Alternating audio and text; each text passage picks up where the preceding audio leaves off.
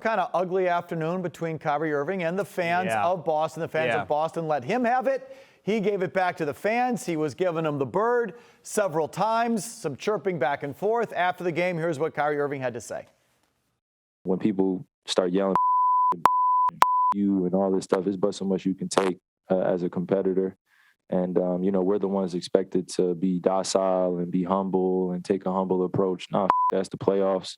This is what it is. I know what to expect in here, and it's the same energy I'm giving back to them. Coming in here, you relish it as a competitor, and this is, I'm gonna keep repeating myself when I say again, but this isn't my first time in TD Garden. So what you guys saw and what you guys think is as entertainment, or the fans think is entertainment, all is fair in competition. Well, we've never seen that from you this season, where you are running down the floor, flicking people off.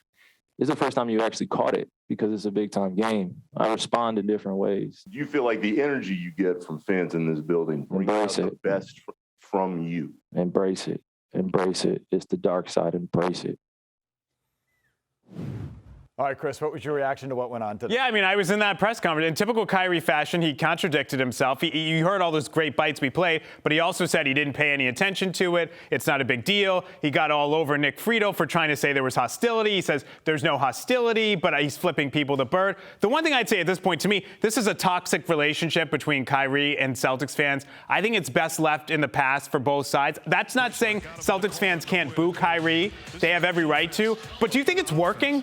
Is it working? Is it affecting him? Because he shot 60% from the field. He made 6 of his 10 threes. He scored 18 points in the fourth quarter. And frankly, he almost beat your ass. So what are you doing? Because it just seems like you're antagonizing the guy, and it's not working. They beat you last year in 5. I know there was no Jaylen Brown.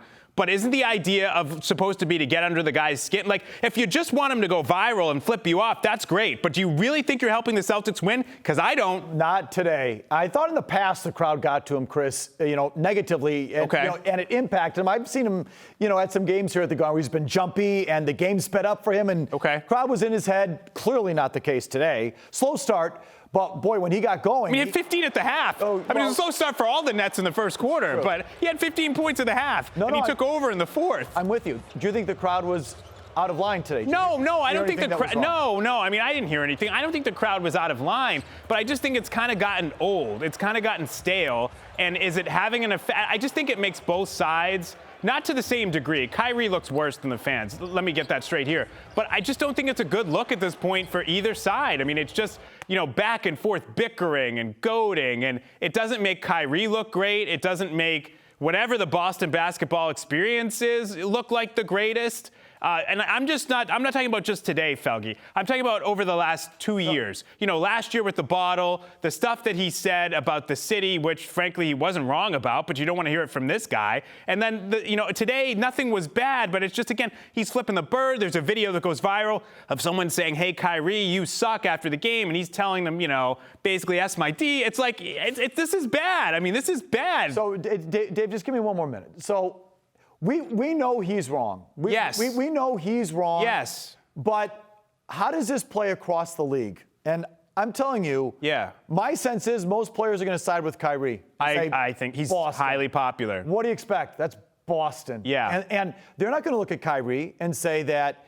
he egged it on or, he's done the wrong things. They're going to look and say, typical Boston. Yeah, and I don't even think, and I'll be honest with you, I don't even think they're going to say that in sort of like a racial way. I think they're going to say sort of like, look, it's a passionate fan base. We appreciate it. But, in their minds, it's like, okay, this is a little over the top. You've made your point. The guy's been gone for 3 years. You're booing him every time he touches the ball. It's gotten to a point where I just feel like it's kind of been exhausted. I'm not saying you should cheer him. Don't cheer him. You want to boo him. But it's just so noticeable, the response, how different it is from other players.